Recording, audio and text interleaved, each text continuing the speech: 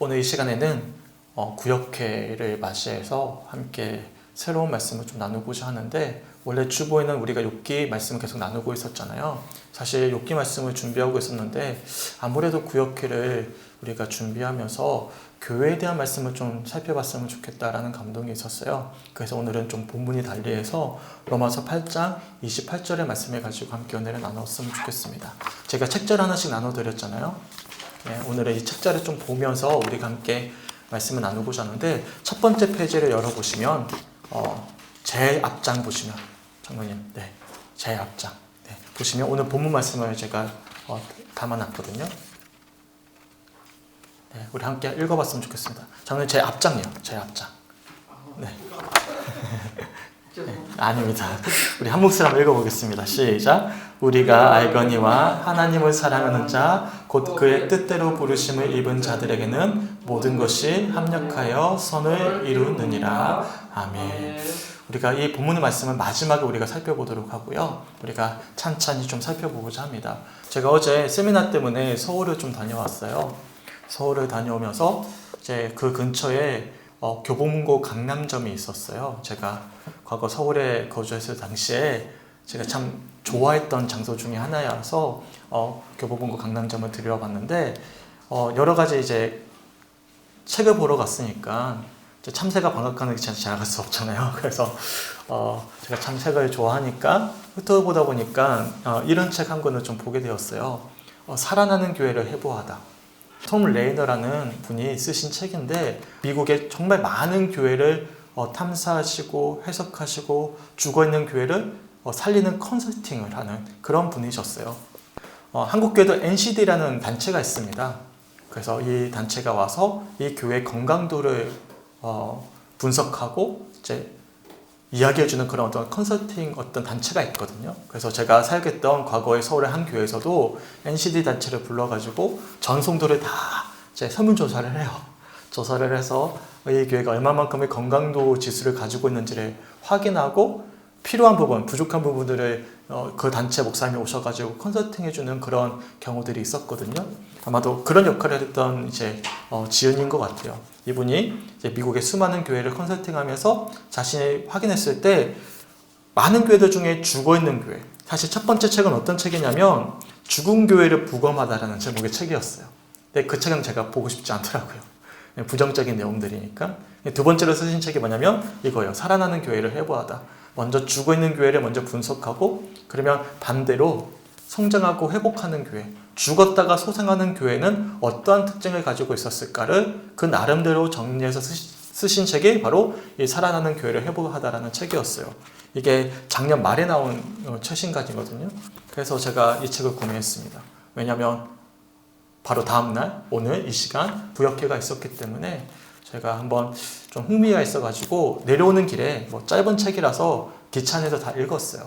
읽고 나서 이 유인물은 뭐냐면 이 책의 내용을 제가 간략하게 중요한 내용만 요약한 것입니다. 정리한 것이죠. 그래서 죽어있는 교회가 다시금 소생하는 살아나는 교회가 됐던 7가지 비결에 대해서 이 목사님이 이 지은이가 정리해 놓은 것을 우리가 조금씩 살펴보면서, 우리가 2023년 한 해 우리 교회가 다시금 살아나기 위해서 어떤 부분들이 회복되어져야 되고 우리가 점검해야 되는지 우리가 확인하고 함께 결단하고 소망할 수 있는 우리 성죽교회 성도들이 되시길 주님의 이름으로 간절히 축원합니다. 아멘. 첫 번째 페이지를 보시면 프롤로그라고 되어 있습니다. 한번 펴보실까요? 제 앞장에 프롤로그의 타이틀이 뭐라고 되어 있죠? 우리 한 목소리 한번 읽어볼까요? 시작. 우리 앞에 놓인 피할 수 없는 선택. 우리 앞에 놓인 피할 수 없는 선택이라고 이야기하고 있어요. 제가 어제 충영교회를 이제 세미나 때문에 다녀오면서 아주 대형 교회잖아요. 그 목사님 말씀하시길 자신의 교회도 지금 굉장히 많이 어렵다라는 것이죠. 코로나를 지나오면서 우리 교회뿐만 아니라 한국 교회 대다수가 역정복 상태라고 이야기하더라고요. 그러니까 여호수아 말씀을 하시는데, 여호수아가 가나안 땅을 정복하지 않았어요. 그런데 가나안 땅에 정복되어진 이 이스라엘 백성들이 그곳에 머물면서 그만 가나안 사람들에게 역정복당했다. 그래서 나중에 사사기를 보시면 하나님을 알지 못하는 백성들로 가득한 이스라엘 백성들의 모습을 볼 수가 있거든요. 그러니까 사사기부터 느헤미야까지의 그 과정의 어떤 통독책을 우리가 살펴보는 시간이었는데, 그 목사님이 그런 이야기를 하면서 현재 한국교회 상태가 역정복의 상태가 아닐까에 대한 어떤 이야기를 하시면서 우리 교회뿐만 아니라 한국교회 전반적으로 참 어려운 시간들을 보내고 있다라고 이야기를 하셨어요. 결국에는 지금 교회들이 변하지 않으면 죽을 수밖에 없는 새로운 어떤 희망을 모색해야 되는 때이기도 한 것이죠. 더군다나 우리 교회 역시도 코로나를 지나오면서 우선 목회자부터가 많이 위축되어 버렸고, 우리 교회 역시도 마찬가지입니다. 되돌아보세요. 우리가 코로나 이전에 2019년 이전에 보시면 그래도 뭔가를 해야 되겠다라는 어떤 갈망이나 어떤 책임감들이 있었거든요. 저뿐만 아니라 우리 성도님들도 마찬가지였어요. 우리 교회 문제는 새로운 사람이 찾아오지 않고 우리가 그 부분에서도 조금 더 중점을 두지 못해서 문제였지, 사실 그 외에는 우리가 열망이 있었단 말이죠. 교회를 어떻게 하면 좀 더 건강하게 세워나갈까. 그런데 코로나 이후로는 겨우겨우 교회를 유지하는 것, 이 자리를 우리가 버티는 것이 우리가 해야 할 수 있는 최선의 방법이라고 생각하고 지금까지 지내왔던 것이죠. 근데 이제는 포스트 코로나 시대가 되고 있어요. 조만간 정부에서는 마스크도 실내에서 착용하지 않아도 된다라고 이야기할 만큼 호불호는 있을 수 있겠지만 어떤 포스트 코로나 시대를 우리가 준비해야 되는 시기인데, 이제는 버티는 문제를 넘어서서 이제 새로운 것을 모색해야 되는 때가 아니지 않을까라고 생각하게 됩니다. 여기 프롤로그에 보시면 이런 내용이 있습니다. 제가 문제를 한번 읽어볼게요. 변하지 않으면 죽는다. 이런 교회가 수없이 많다. 사실 미국에서 쇠퇴하는 교회 4개 중 3개는 변하지 않으면 죽을 수밖에 없는 상태이다. 그 중에 적지 않은 교회들이 죽음을 향해 달리고 있다. 그렇다면 지금 당신의 교회를 어떻게 평가하는가? 건강한 교회, 그리 건강하지 않은 교회, 매우 아픈 교회, 죽어가는 교회 중에서 어디라고 생각하는가? 사실 우리 한국교회는 미국의 선교사들의 헌신 때문에 세워졌어요. 그렇지 않습니까? 특별히 미국의 북동부 지역, 거기가 이제 보스턴 지역이거든요. 저 북동부 지역이 영국의 청교도들이 처음으로 발에 내딛었던 지역이었고, 사실 그곳에서 대부흥의 역사가 일어났어요. 그 은혜를 받았던 선교사들이 대거 한국으로 들어오면서 기독교가 우리 한국 내에서도 이제 전해지기 시작했거든요. 근데 그 이제 말씀하시는 목사님의 의견에 따른다면 현재 미국의 북동부의 복음화율이 몇 프로라고 이제 예상이 되셔요?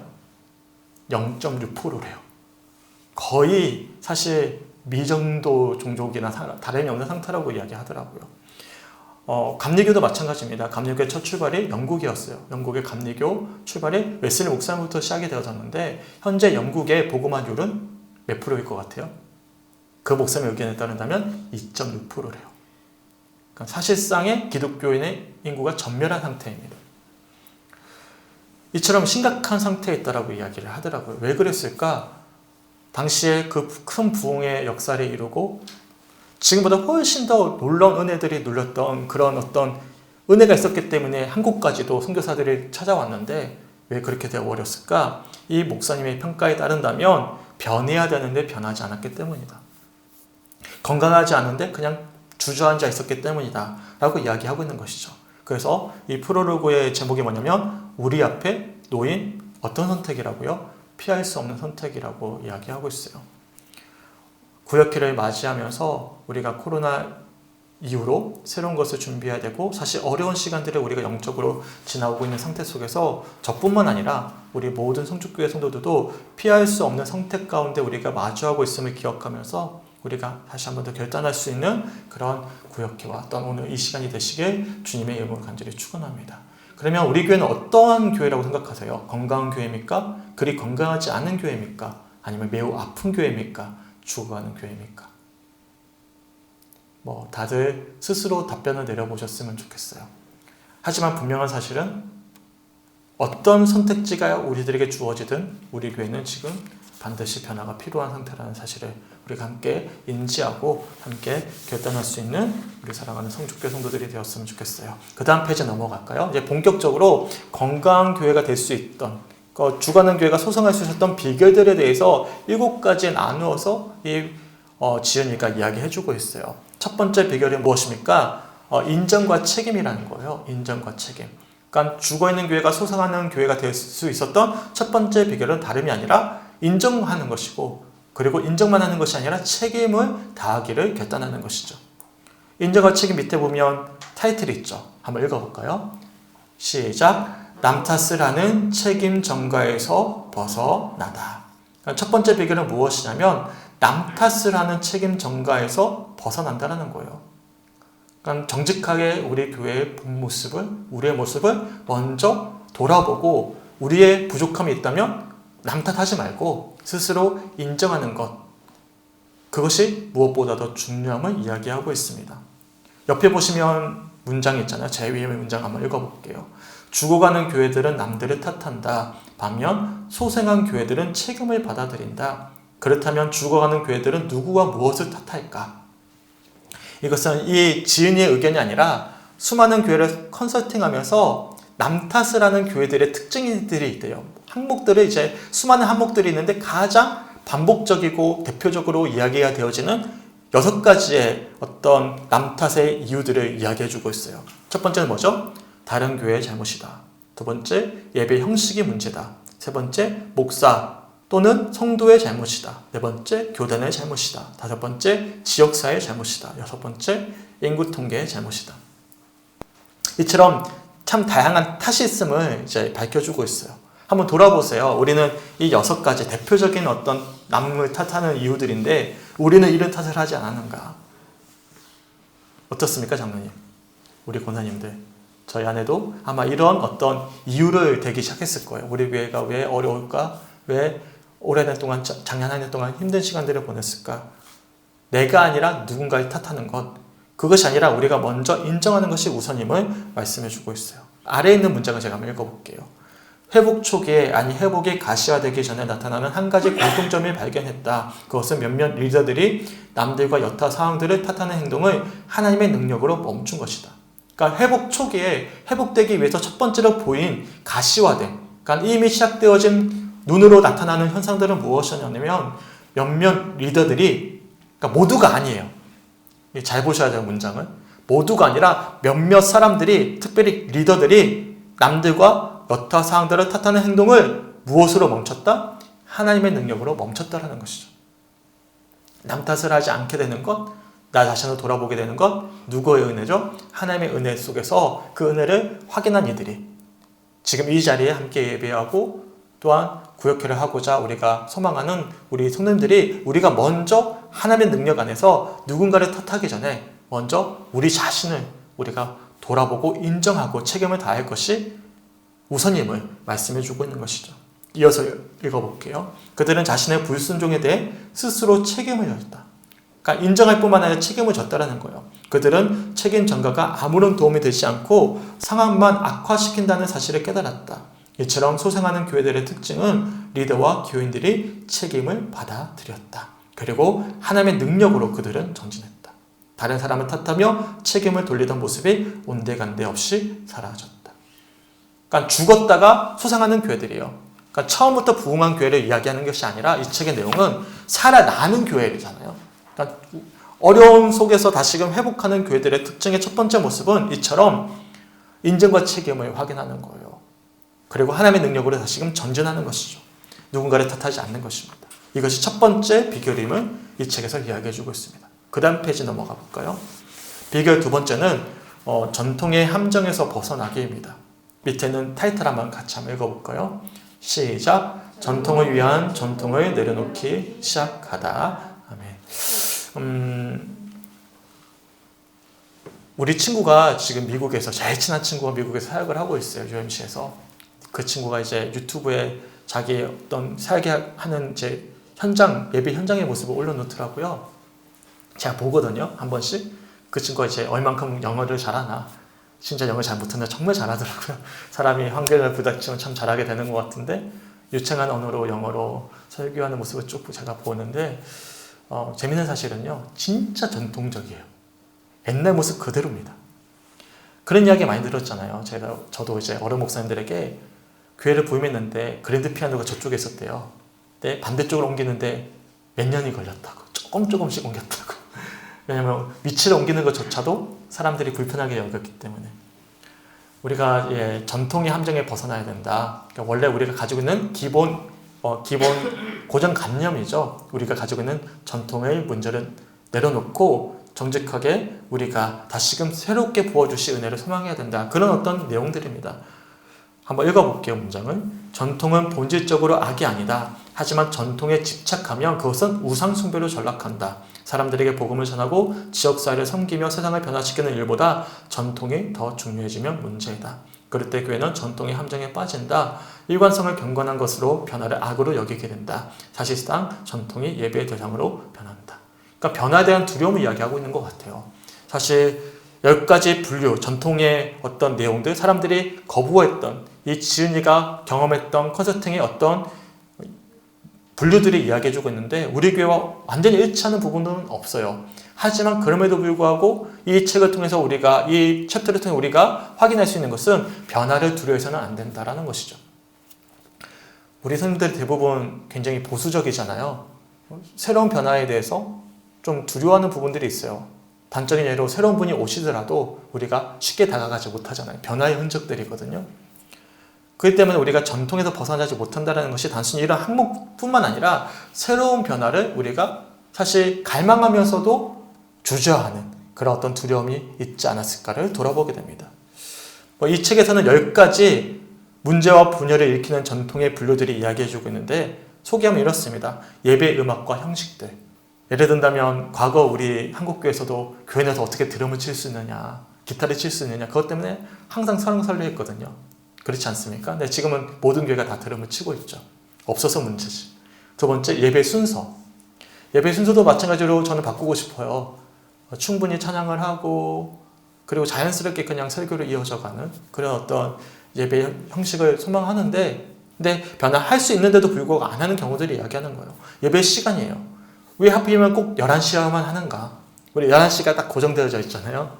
예를 든다면 제가 예배 시간 11시간이라 10시로 옮기겠습니다. 1시로 옮기겠습니다. 그러면 당장의 불편함의 마음이 들 수 있는 것이죠. 그리고 목사의 역할들. 목사는 이래야 된다는 고정관념이 있어요. 그렇지 않습니까? 교회 위원들의 역할과 기능들. 사역과 프로그램, 교회 건물, 교회 안의 특정한 공간들, 회의, 교육자의 직함. 사실 우리 교회 지금 특별하게 접목할 부분은 크지 않습니다. 근데 이 챕터를 통해서 우리가 기억해야 될 것은 변화를 두려워해서는 안 된다는 사실입니다. 그 사실을 기억하셨으면 좋겠어요. 그것이 죽어있는 교회가 소생하는 두 번째 비결임을 이 지은이가 이야기해주고 있습니다. 그 다음 페이지 넘어가 볼까요? 제가 사실 잘 안 됐던 부분이도 있고 제가 이게 무조건 틀렸다라고만 생각했던 부분인데 조금 생각을 달리하게 되었습니다. 뭐냐면 바른 지표를 세운다라는 거예요. 바른 지표. 목적을 뚜렷이 한다라는 것이죠. 한번 읽어볼까요? 밑에 있는 타이틀 시작. 숫자가 목표가 아닌 바른 측정을 위한 점수판을 만들다. 무슨 말이죠? 죽어있는 교회에서 소생하는 교회들을 살펴봤더니 숫자를 분명히 했다라는 거예요. 그러니까 애매모호하게 상황을 판단하는 것이 아니라 정확하게 숫자를 확인하고 그래프로 확인하면서 교회의 현실을 직시했다라는 거예요. 제가 왜 숫자에 대한 어떤 거부감이 있었냐면 예전에 제가 살겠던 교회 까먹었는데 1310 저희 같이 살겠기 때문에 아내가 알고 있네. 13100이라는 타이틀이 있었습니다. 1만 명의 성도를 세우고 3만 3천 명의 기억이 또 안 나요. 오래돼가지고 결혼하기 전이었으니까. 그러니까 그게 저는 좀 거북스러웠어요. 거부감이 있었어요. 왜냐하면 그럴 수 없는 상황인데 아주 큰 숫자를 이제 목표로 세워놓고는 이제 우리가 이렇게 성장해야 된다, 부흥해야 된다. 맨날 구호를 외치고 그렇게 많이 외쳤는데도 시간이 지나니까 지워져 버리는데 그런 모습들이 저는 건강해 보이지 않았어요. 그래서 제가 숫자를 이야기하는 것은 교회에서 좋지 못한 것일 수도 있겠구나라는 인식이 굉장히 강력했던 것 같습니다. 그런데 이 책에서는 달리 이야기해요. 죽어있는 교회가 건강한 교회로 소생하기 위해선 숫자가 분명해야 된다. 왜냐하면 이것은 숫자가 목표가 아니에요. 13100처럼 이 목표를 향해서 숫자를 향해서 달려문질합시다가 아니라 이 숫자를 통해서 뭘 보는 거죠? 교회의 현실을 정확하게 판단하는 것을 이야기해주고 있는 거예요. 제가 문제 한번 읽어볼게요. 소생한 교회들은 숫자를 센다. 그런 교회는 점수판이 있으며 그중 많은 교회가 점수판을 확정했다. 하지만 그들은 숫자 자체를 위해서 숫자를 세지 않았다. 그들은 자신들이 옳은 방향으로 잘 가고 있는지 확인하기 위해서 숫자를 셌다. 그들은 책임성을 위해 숫자를 세웠다. 추석 교인 숫자는 그 교회들이 집중적으로 관리한 점수였지만 그 교회들은 다른 점수들도 철저히 관리했다. 첫 번째로는 당연히 교인 수를 확인하는 거예요. 그 주에 얼마만큼의 교인이 맞는가. 우리야 뭐 옆으로 보면 다 알 수 있는 교인의 수니까 이것이 숫자까지도 세워야 될까라고 생각이 들 수 있겠지만 큰 교회는 그렇지가 않거든요. 이 사람이 맞는지 안 맞는지도 몰라요. 워낙 많은 사람들이 있다 보니까 그러다 보니까 첫째로는 교인의 수를 철저하게 세야 된다고 이야기하고 있어요. 제가 말씀드리지 않았지만 저는 우리 교회 교인의 수를 항상 예배 시간에 셉니다. 그래서 프로그램이 있어요. 제가 소망하기는 이제 재정을 담당하는 분들이 이제 세워졌으면 좋겠는데 그분에게 그 프로그램을 넘겨줄 거예요. 그러면 그 주에 누가 왔는지가 제가 다 체크를 해놓긴 했거든요. 근데 우리가 이것을 좀 더 구체적으로 저뿐만 아니라 기획위원들 또한 교회 리더들이 항상 책임감을 가지고 숫자를 정확하게 파악해야 된다는 사실이죠. 근데 그뿐만이 아니에요. 총 4가지의 숫자판을 이야기해주고 있는데 첫 번째는 헌금 점수입니다. 얼마만큼의 헌금을 했는가. 정확한 재정 상황을 파악한다는 뜻이겠죠. 두 번째, 소그룹 참석 숫자입니다. 나중에 이야기하겠지만 소생하는 교회의 특징은 소그룹이 활성화된다는 거예요. 그러니까 단순히 예배만 드리고 끝하고 돌아가는 성도가 아니라 반드시 함께 교제하는 모임이 필요로 한다는 사실이죠.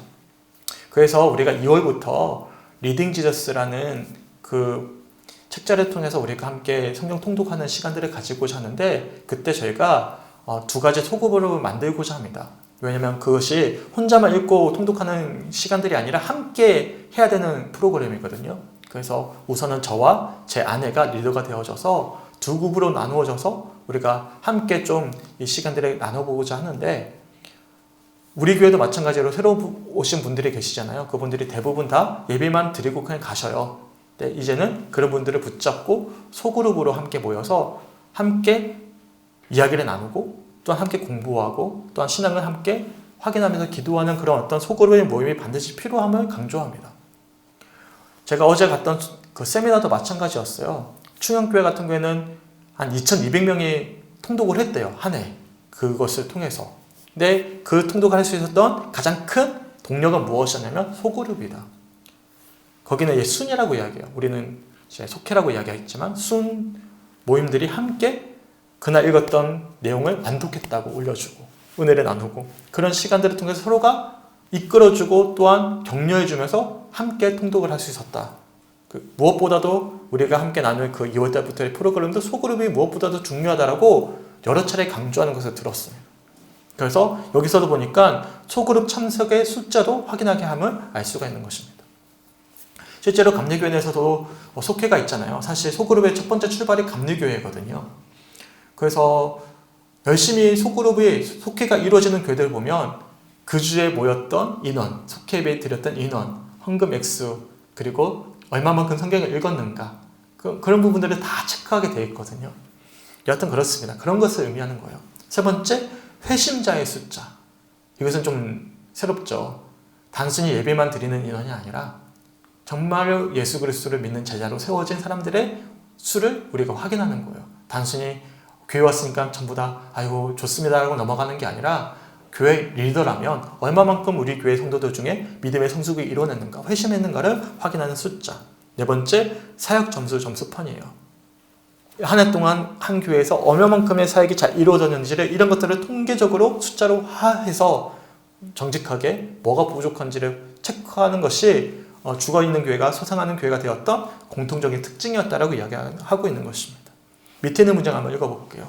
이처럼 소생한 교회들은 숫자를 셌다. 하지만 소생한 교회들은 숫자를 목표로 삼고 있지 않았다. 제자들을 키워 하나님께 영광을 돌리는 것을 목표로 삼고 있었다. 지혜로운 거죠. 저는 그 부분에 있어서 충분히 공감이 됐어요. 그래서 저는 사실 이제 단독 목회를 하게 되면 항상 소망했던 것 중에 하나가 무엇이었냐면 헌금 액수도 정확하게 기입하는 것이었어요. 그리고 지출 액수도 정확하게 기입하는 것이었어요. 그런데 우리 교회가 워낙 작은 교회였고 처음 제가 부임했을 때 훨씬 더 재정이 열악했으니까 그래서 이것 자체가 성도들에게 부담을 줄 수 있겠다. 그런 어떤 마음이 있어서 기재하지 않았던 경우도 있었어요. 지금까지 그렇게 해왔어요. 그리고 임원회의 때만 그 금액을 정확하게 밝혔죠. 한번 우리가 의논해서 이제 그 주에 들어왔던 헌금의 정확한 누가 헌금했는지는 이야기하지 않고 액수와 또한 지출한 액수를 적는 것도 좋지 않을까라는 생각도 한번 가져보게 됩니다. 그렇게 되면 이제는 반대로 누가 헌금했는지에 대한 이름은 빠지는 거죠. 네, 반대가 되는 거죠. 그러면 유추해봐요. 누가 헌금했고 안 했고. 그게 아니라 그것은 빼버리고 헌금 액수만 넣는 것이 좀 더 우리가 정직하고 좀 더 구체적으로 우리의 현실을 볼 수 있는 모습이지 않을까. 뭐 그런 여러 가지 고민을 해봤습니다. 그렇게 하겠다는 게 아니고. 여튼 그런 상황들. 그러니까 바른 지표를 세운다는 것이 세 번째 비결이었어요. 네 번째, 우리 그 다음 페이지 넘어가 볼까요? 네 번째 비결은 우리가 흔히 잘 알고 있는 또한 우리가 결단해야 되는 부분인데 강력한 기도가 수반된다는 것입니다. 전제되는 것이죠. 밑에 있는 타이틀 한번 읽어볼까요? 시작! 처음부터 끝까지 회복의 전 과정을 기도가 지탱해 준다. 네, 처음부터 끝까지 회복의 전 과정을 기도가 지탱해 준다는 거예요. 이것은 뭐 제가 강조하지 않아도 충분히 알고 계시는 이야기들이기 때문에 제가 문장을 한번 읽어볼게요. 강력한 기도의 운동이 뒷받침되지 않고서 교회 회복이 지속적으로 유지되는 경우를 한 번도 보지 못했다. 기도는 절대적이다. 기도는 반드시 필요하다. 기도는 최우선 상황이다. 하지만 이 모든 기도의 용사들은 기도의 힘을 믿기만 하는 사람이 아니다. 그는 자신과 함께 영적 싸움을 싸울 사람들을 동원하는 사람들이다. 그리고 이 모든 기도의 용사에게는 공통점이 있었다. 그것은 교인들과 교회의 사역을 위해 소수의 사람들과 함께 기도했다는 것이다. 이처럼 대부분의 경우 기도는 소수의 충성스러운 교인들을 통해 이루어진다. 하지만 하나님은 그 소수를 소생의 도구로 사용하실 수 있고 기꺼이 사용하신다. 그러니까 기도의 용사가 세워지는데 이 사람들은 자신만 기도하고 힘을 믿는 사람들이 아니라 함께 영적 싸움을 싸울 사람들을 동원하는, 함께 기도하기를 권유하는 사람이라는 거예요. 그리고 특징이 있는데 소수라는 거예요. 그 사람들이. 하지만 이 소수의 충성스러운 기도의 용사들을 통해서 하나님은 기꺼이 교회가 죽었다가 살았는데 사용하신다는 것입니다. 그 다음 문장 읽어볼게요. 하지만 그 운동이 즉각적인 결과로 이어지는 경우는 별로 없었다. 끈질긴 기도가 필요하다. 물론 기도하기만 하면 소생이 보장된다는 뜻은 아니다. 심지어 끈질긴 기도로도 소생이 보장되지는 않는다. 모든 것은 하나님께 달려있다. 그분이 뜻하시면 그분의 시간에 이루어진다. 우리가 기도했다고 당장의 결과가 나타나는 것은 아니지만 죽었다가 소생하는 교회들의 특징은 끈질기게 기도하는 소수의 용사들이 있고 또한 그들이 또한 기도하는 사람들을 함께 권유하고 세우는 일에 또한 역할을 감당했음을 알 수 있는 것입니다. 그래서 마지막 부분이에요. 이처럼 기도는 회복의 필수 조건이다. 당신의 교회에서 강력한 기도의 원칙을 즉각 적용하고 싶다면 하나님께 기도의 용사를 보내달라고 기도하라. 모든 소생의 이변에는 항상 기도의 운동이 있었다. 항상 기도는 그만큼 중요하다. 기도할 수 있는 우리 성주교회 성도들이 되었으면 좋겠습니다. 우리 장로님, 권사님, 우리 모두 다 우리가 먼저 소수잖아요. 지금 우리 소수가 먼저 기도할 수 있는, 우리만 기도할 것이 아니라 함께 기도하기를 권유하고 서로 중보하고 힘을 줄 수 있는 우리 모두가 되었으면 좋겠습니다. 그래서 강력한 기도가 처음부터 끝까지 회복의 전 과정을 지탱해 준다는 사실을 기억할 수 있고, 이것을 우리가 올 한해 함께 결단할 수 있는 우리 성주교회, 특별히 기획위원회 분들이 되시길 주님의 이름으로 간절히 축원합니다. 아멘. 그 다음 페이지 넘어갈게요. 비결 5번째입니다. 조금 무거운 이야기인데요. 유독한 교인 제거입니다. 그 다음 타이틀 한번 읽어볼까요? 시작! 아프지만 연합을 방해하는 독소를 제거하다. 저는 굉장히 좀 뜨끔하기도 했고 무거운 주제잖아요. 생각하지 않았던 부분이었어요. 그런데 죽었다가 소생한 교회들의 특징을 이 톰 레이너, 이 지은이가 쭉 컨설팅하면서 확인했더니 공통적인 특징인 거예요. 유독한 교인을 제거했다는 거예요. 그러니까 문제점을 제거했다는 거예요. 그러니까 교인이라고 어떤 특정 인물을 지정하니까 좀 불편할 수 있는데 문제점을 분명하게 제거했다는 사실입니다. 제가 문장 한번 읽어볼게요. 상황은 저절로 좋아지지 않는다. 우리는 아무것도 하지 않아도 문제가 마법처럼 저절로 사라질 것이라고 막연히 생각하고 난다. 하지만 고통은 사라지지 않을 뿐 아니라 대개는 문제가 더 악화된다. 유독한 교인을 잘 다룬 교회들을 관찰할 때마다 한 가지 공통점이 눈에 들어왔다. 그곳의 리더들은 그 문제를 혼자 처리하려고 하지 않았다. 그들은 기도하면서 다른 사람의 지혜와 도움을 구했다. 이처럼 소생한 교회들을 관찰하면서 매우 간단하면서도 까다로운 원칙은 유독한 교회는 결국 다루어야 한다는 것이다. 소상한 교회들은 두렵기도 하고 교회가 어떻게 될지 걱정하기도 했지만 결국 행동을 했다. 그리고 그들은 마태복음 18장 15절부터 17절에 나타난 가이드라인을 따랐다. 무슨 말이냐면 상황이 저절로 좋아지지 않는다는 거. 문제점이 있으면 분명하게 그 문제를 확인하고 제거할 수 있고 보완하고 다시금 회복해야 될 책임이 반드시 필요로 한다는 것이죠. 마찬가지로 유독한 교인이 있다면, 문제가 있다면 이 부분을 분명하게 짚고 넘어가야 된다는 사실을 이야기해주고 있는 거예요. 그리고 죽었다가 소생하는 교회들의 특징은 이런 어떤 특징들을 가지고 있었음을 또한 우리들이 알 수가 있는 것입니다. 하지만 이 문제를 해결함에 있어서 누군가에게만 전적인 책임을 주지 않았어요. 중간에 보시면 리더는 그 문제를 혼자 처리하려고 하지 않았다라고 분명히 이야기하고 있죠. 그들은 기도하면서 다른 사람의 지혜와 도움을 구했다라는 거예요. 이 문제를 목회자나 장로나 홀로 결정하는 것이 아니라 성도들이 함께 마음을 모아서 이것을 그냥 내버려 두지 아니하고 외면하지 아니하고 분명한 문제인식을 가지고 지혜와 기도를 도움을 구해서 함께 해결해 나갔다는 것입니다. 그리고 아주 까다로운 원칙을 가지고 두려운 마음으로 걱정하지만 행동으로 취했다는 것입니다. 그러면서 마태복음 18장 15절부터 17절까지의 가이드라인을 이야기해주고 있는데 제가 한번 읽어볼게요. 내 형제가 죄를 범하거든 가서 너와 그 사람과만 상대하여 공고하라. 만일 들으면 내가 내 형제를 얻을 것이요. 만일 듣지 않거든 한두 사람을 데리고 가서 두세 증인의 입으로 말마다 확증하게 하라. 만일 그들의 말도 듣지 않거든 교회의 말하고 교회의 말도 듣지 않거든 이방인과 세리와 같이 여기라. 어떤 형제가 죄를 범하거나 문제가 생기거든 첫 번째는 그 사람에게 권고하라는 것입니다. 권고했는데도 불구하고 혹여나 그 문제가 해결되지 아니하고 듣지 않는다면 어떻게 하라고요? 한두 사람에게 증인을 세워서 확정하게 하고는 그래도 그 말을 듣지 않거든 교회 말하고 교회 말에도 듣지 않거든 이방인과 세례와 같이 과의 것을 이야기해주고 있는 것이죠. 우리가 흔히 생각하는 것처럼 교회라는 이 공동체가 모든 이들을 다 수용하고 포용해야 된다고 생각을 하겠지만 그렇지 않음을 이야기하고 있는 거예요. 분명히 우리가 구분해야 됨을 이런 말씀들을 통해서 알 수 있는 것이고 실제로 죽었다가 소생하는 교회들의 특징은 이런 특징을 가지고 있었다는 것입니다. 우리가 오늘 새벽 말씀 혹시 들어보셨죠? 새벽 말씀을 우리 보시면 어떤 말씀이었어요? 과부를 구제하는 것도 그냥 아무에게나 하지 않았습니다. 선한 일을 하는 것도 선택과 집중을 했고 분별을 했다는 사실 기억나시죠? 그 말씀 함께 나누었는데 혹여나 못 들어보셨다면 꼭 들어보세요. 그 새벽 말씀 꼭 들어오셔야 돼요. 그래서 어떤 선한 일을 하는 것도 이런 어떤 모습들이 있는데 당연히 악한 문제를 처리하는 문제도 우리가 함께 분별해서 정확하게 선택과 집중해야 되는 사실임을 이야기해주고 있고 그래서 비교 다섯 번째는 유독한 교인은 분명하게 제거했음을 이야기해주고 있습니다. 마지막 부분 한번 읽어볼게요. 유독한 교인을 다루는 것은 극도로 어렵다. 하지만 그 일을 단행하지 않으면 교회는 계속해서 쇠퇴할 수밖에 없다.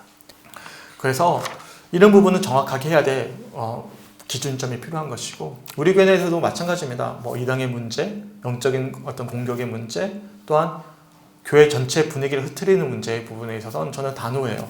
네, 그 부분은 분명하게 점검해서 타협할 수 없는 부분은 분명히 있는 것이거든요. 그런 부분에 대해서도 우리가 분명히 확인해야 되는 것이고 우리 자신에 있어서 신앙에 있어서도 유독한 문제가 있다면 분명하게 올 한해 제거하고 새로운 출발을 할 수 있는 우리 모두가 되었으면 좋겠습니다. 그 다음 여섯 번째 비결로 넘어갈게요. 여섯 번째 비결은 뭐냐면 고되고 긴 여정이라는 것입니다. 그러니까 이런 죽어있는 교회가 소생하는 것은 어렵다는 것이죠. 한번 읽어볼까요? 타이틀 시작. 부흥의 마법은 없다. 저는 그렇게 생각해요. 한 교회가 건강하게 세워져 가는 것은 도리어 개척하는 게 쉽다고 생각합니다. 기존에 있는 교회에 가서 기존의 교회 중에서도 이제 죽어버린 교회 아주 큰 문제가 있는 교회에 가서 교회를 세우는 것보다 아예 처음부터 새로 시작하는 게 훨씬 더 쉬워요. 정말 기존 교회가 다시금 살아나는 것은 아주 고된 여정이 필요해요. 왜냐하면 전통도 제거해야죠. 유독한 교인도 제거해야죠. 우리 자신을 다시금 정직하게 돌아봐야죠. 아주 그 전에 돌아봐야 될 것이 너무나 많이 있는 것이죠. 그래서 교회가 회복하는 것은요 아주 고단한 여정입니다. 한 교회가 무너지는 것은 한순간이거든요. 우리가 코로나를 넘어오면서 우리의 어떤 열정이 꺾여버린 것도 한순간이지만 우리가 다시금 올라가기 위해선 참 오랜 시간이 걸릴 거예요. 그렇기 때문에 고되고 긴 여정이에요. 지름길이 없는 것이죠. 우리가 그렇게 소망하잖아요. 목사가 바뀌면, 담임자가 바뀌면 교회가 갑자기 부흥하리라. 이것은 지름길, 헛된 망상이라고 이야기합니다. 목사가 바뀐다고 달라집니까? 새로운 성도가 왔다고 달라집니까? 그렇지 않다라는, 지름길이 없다라는 거죠. 제가 문장 한번 읽어볼게요. 분명히 말하건대 교회 소생을 위한 지름길은 없다. 소생으로 가는 길은 언제나 고되고 긴 여행이다. 소생한 교회들을 관찰한 결과에 따르면 지름길에 기대어 소생한 교회는 단 한 곳도 없었다. 소생한 교회들의 리더들과 교인들은 문제를 해결해줄 마법의 해법을 가만히 앉아서 기다리기만 하지 않았다. 간단히 말해 소생한 교회들의 리더들과 교인들은 교회 문제에 대해 스스로 책임을 지고 행동했다. 그냥 가만히 내버려 두지도, 그리고 요행을 바란 것도 아니라 리더들과 목회자들과 교인들, 성도들이 교회 문제에 대해 스스로 책임을 지고 행동했다는 거예요. 그들은 문제를 다루어 줄 마법 혹은 신비의 해법을 기다리지 않았다. 그들은 하나님의 능력을 믿고 순종으로 나아가기 시작했다라고 이야기하고 있어요. 그러니까 유행을 바라지 않았다는 거예요. 고되고 긴 여정이지만 목회자들과 성도들이 함께 책임을 다해서 그 긴 여정을 함께 나아갔다는 것입니다. 그 다음 문장 읽어볼게요. 수많은 교회를 연구할 때 기대하는 수많은 은탄한 지름길에 관해서는 들을 수 있었다. 그 중에서도 5가지를 반복적으로 들었는데 빈도수에 따라 차례로 살펴보면 이렇다. 무슨 말이냐면 수많은 교회를 연구할 때 유행을 바랬던 항목들이 있다는 거예요. 5가지 한번 읽어볼게요. 첫 번째는 목사라는 은탄한, 목사가 바뀌면 교회가 갑자기 부흥하리라. 그런 기대함이 있을 거예요. 우리 교회는 목사가 문제니까 목사가 바뀌면 교회가 성장하리라. 아니요. 성도는 그대로 있는데요. 목사만 바뀌었지. 문제점은 그대로 있는 거예요. 그럴 수 없다는 것이죠. 두 번째, 돈이라는 은탄한, 교회가 재정이 자립하면 우리 교회가 부흥하리라. 그것도 아니라는 것입니다. 세 번째, 음악이라는 은탄한, 제가 그런 이야기를 종종 들었는데 우리 교회 음악이 활성화되면 정말 찬양이 풍성해지면 교회가 갑자기 성장하리라. 이것도 환상일 수 있다는 것이죠. 네 번째, 장소 이전이라는 은탄한, 저는 이 생각 참 많이 했거든요. 우리 교회가 사실 현실적으로도 잘 안 보여요. 지역사회에 묻혀있고. 그래서 제가 사실 우리 장님께는 말씀 안 드렸고 성님들에게 말씀 안 드렸지만 우리 교회 리모델링 할 때 제가 참 고민을 많이 했습니다. 어떤 고민을 했냐면 교회 리모델링을 할까, 아니면 이 교회 땅과 건물을 팔고 밖으로 나갈까. 특별히 이제 저기 새로운 부지 있잖아요. 신리한 그 지역이 좀 더 교회가 없기 때문에 당시에는, 그래서 우리가 거기서 나갈까. 저 나름대로 아내와 참 고민 많이 했어요. 그래서 아내와 저는 땅 보러도 다녔어요. 땅 보러 다니면서 이 장소가 문제구나, 교회가 안 보이구나, 그래서 우리가 밖으로 나가야 되겠다, 건물 수리하지 말고. 그런 고민을 했던 적이 있었어요. 근데 현실적으로 불가능했어요. 그 땅이 훨씬 더 비쌌기 때문에 이게 도저히 수지 타당이 맞지 않더라고요. 지금 하라면 전 할 것 같아요. 그 당시에는요, 우리 교회의 재정이 채워지는 은혜를 우리가 경험해보지 못했잖아요. 그래서 우리가 리모델링 할 때도 한 선생님이 제가 1,000만 원 이야기했더니 막 피식 웃으셨잖아요. 왜냐면 저도 마찬가지의 마음이었거든요. 불가능하다고 생각했는데 지금 되돌아보면 가능했어요. 그리고 우리가 빚도 다 상환했어요. 그 경험이 없었기 때문에 용기가 없어서 못 갔지. 혹여나 지금 하라면 지금 당장이라도 이 건물 다 팔아버리고 밖으로 나가고 싶어요. 그런데 여기서 책에서는 뭐라고 이야기하냐면 장소 이전이라는 은탄한을 기대하지 말라는 거예요. 그게 문제가 아니라는 것이죠. 그게 우선 문제가 아니라는 것을 이야기해주고 있는 것입니다. 5번째, 시설이라는 은탄한. 일부분 맞는 말이기도 해요. 하지만 그 문제 때문에 넘어진 교회도 참 많습니다. 보면 대구 같은 데 가면요, 교회에 십자가가 없어요. 왜 없을까요? 이단에 넘어가서, 하나님의 교회에 넘어가서 하나님의 교회는 십자가 안 세우거든요. 교회를 크게 지었는데, 시설이라는 은탄한을 기대해서 크게 지었는데 교인이 안 들어오는 거예요. 교회만 크게 지으면 부흥하리라 생각했던 것이죠. 그런 경우들이 이야기하는 것입니다. 그러니까 쉬운 말로 하면 지름길이 없다는 것이죠. 마지막 문제 한번 읽어볼게요. 소생한 교회들을 관찰한 결과 그곳의 교인들과 리더들은 교회의 소생이라는 중차대한 일을 남에게 미루지 않고 너도 나도 팔을 걷어붙이고 나섰다. 소생한 교회들은 은탄한 지름길 따위는 없다는 점을 이해했다. 충분히 제가 설명드렸기 때문에 다 이해하실 것이라 생각하고, 이 고되고 긴 여정을 함께 한 해 동안 함께 걸어갈 수 있는 우리 모두가 되었으면 좋겠습니다. 마지막 7번째 비결은 새신자 교육입니다.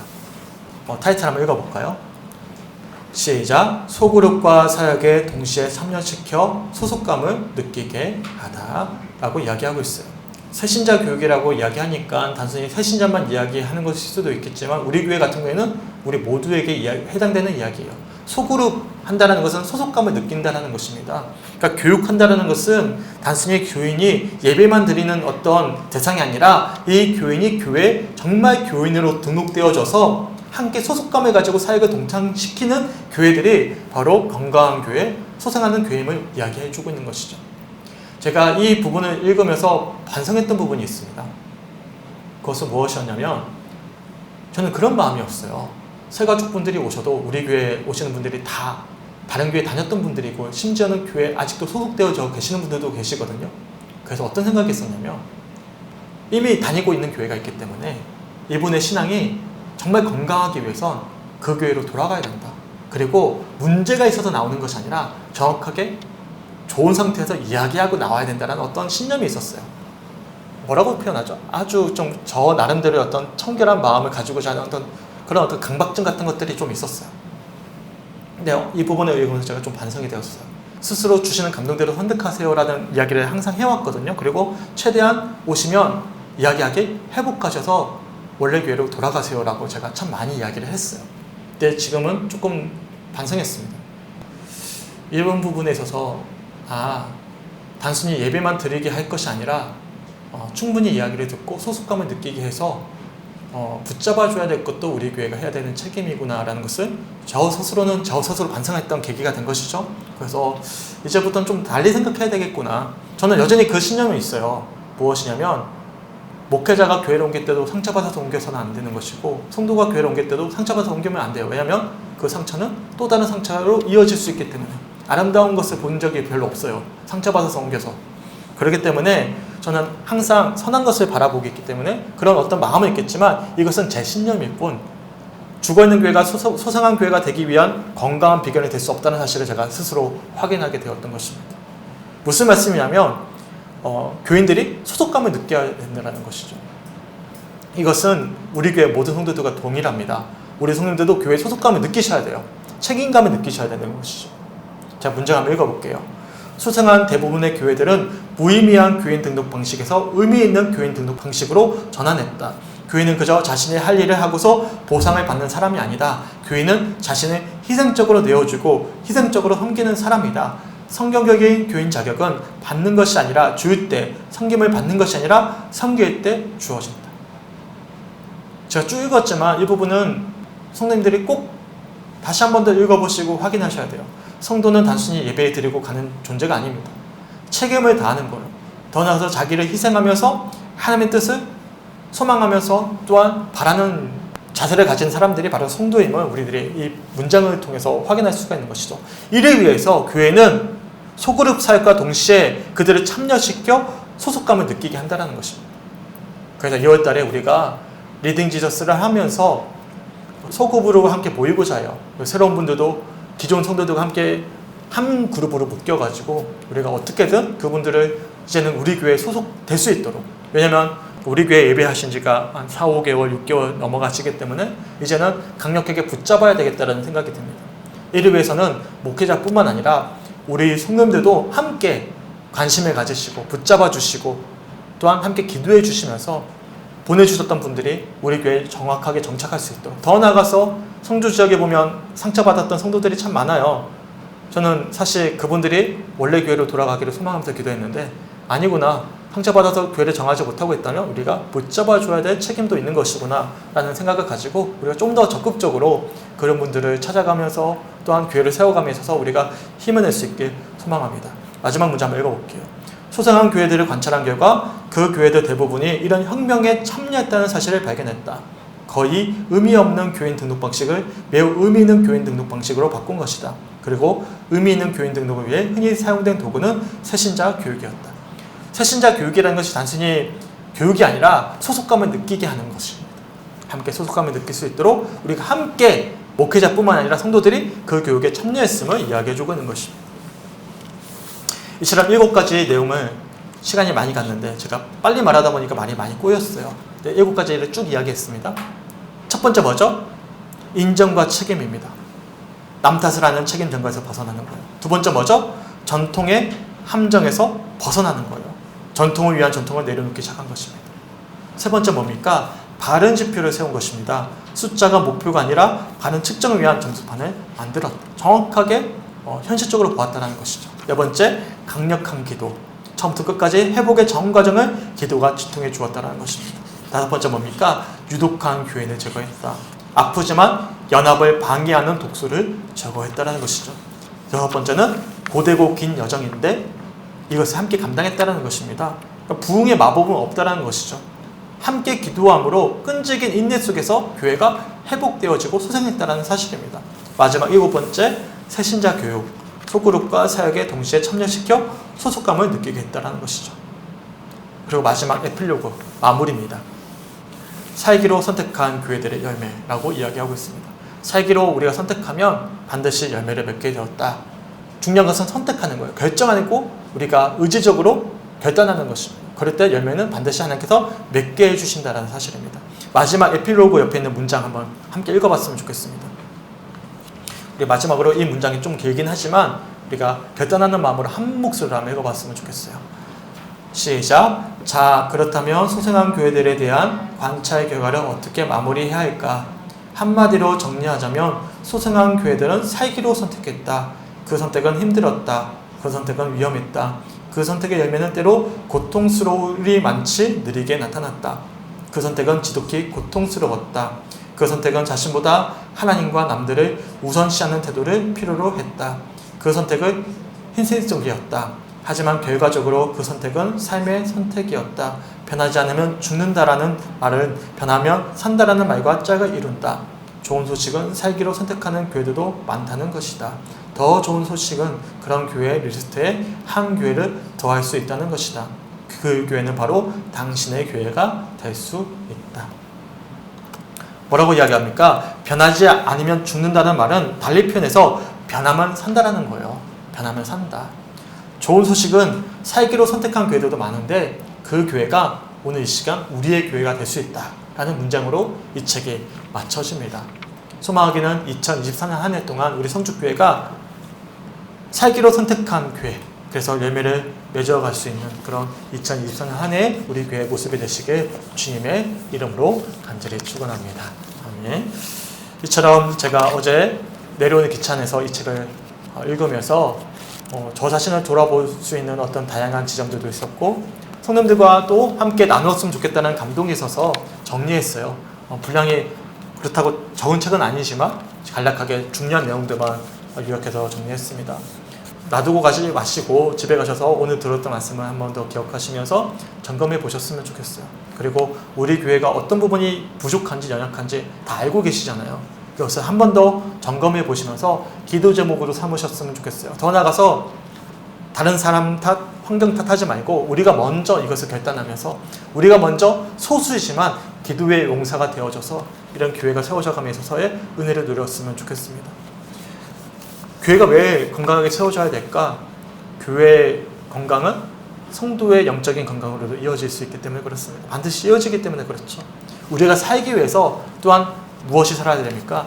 교회가 살아야 됩니다.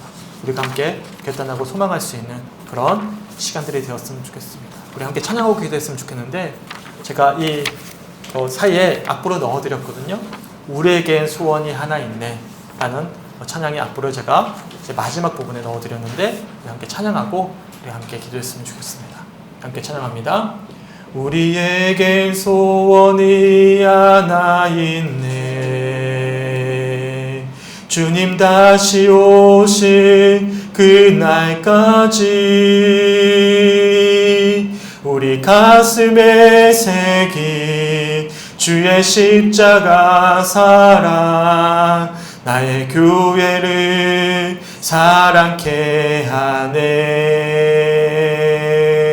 주의 교회를 향한 우리 마음 희생과 포기와 가난과 고난 하물며 죽음조차 우리 막을 수 없네. 우리 교회는 이 땅에 희망, 교회를 교회되게, 예배되게 우리를 사용하소서. 진정한 부흥의 날 오늘이 마도록 우리를 사용하소서. 우리에겐 소원이 하나 있네. 우리에겐 소원이 하나 있네. 주님 다시 오실 그날까지 우리 가슴에 새긴 주의 십자가 사랑, 나의 교회를 사랑케 하는 주의 교회를 향한 우리 마음, 주의 교회를 향한 우리 마음, 희생과 포기와 가난과 고난, 하물며 죽음조차 우리 막을 수 없네. 우린 교회는 이 땅의 희망, 교회를 교회되게, 교회를 교회되게, 예배되게 우리를 사용하소서. 진정한 부흥의 날 오늘 임하도록 우리를 사용하소서. 아멘. 우리 함께 기도했으면 좋겠습니다. 오늘 나눴던 이 살아나는 교회를 회부하다 주었던 교회가 소생하는 그 7가지 비결들을 우리가 함께 살펴보았습니다. 변화를 소망할 때 그 교회는 반드시 열매를 맺는다. 이 표현들을 우리가 기억하면서 올 한해 우리 교회가 그런 열매를 맺는 교회가 되기 원합니다. 그리고 이를 위해서 우리가 스스로 믿음 안에서 결단하면서 다시 한 번 더 주 앞에 나아가기 원합니다. 우리 함께 기도하면서 나갔으면 좋겠습니다. 함께 기도합니다. 하나님 아버지 너무나 감사합니다. 하나님 구역회를 맞이하기 전에 우리 성도들과 함께 하나님 말씀을 통해서 하나님 주가 있는 교회가 소생하는 그런 교회들의 모습을 아버지 정리했던 7가지 비결들을 돌아보면서 다시 한 번 더 우리가 어떠한 모습으로 주 앞에 다시 한 번 더 바로 서면서 우리 교회의 회복을 소망하게 되어야 하는지 말씀을 통해 나누게 하시며 주님 너무나 감사합니다. 소망하기는 우리 모두가 합력하여 서로 이루어나갈 수 있는 우리 모든 성축회 성도들의 아버지 모든 2024년들의 한 해의 여정이 될 수 있도록 하나님 함께하여 주시옵소서.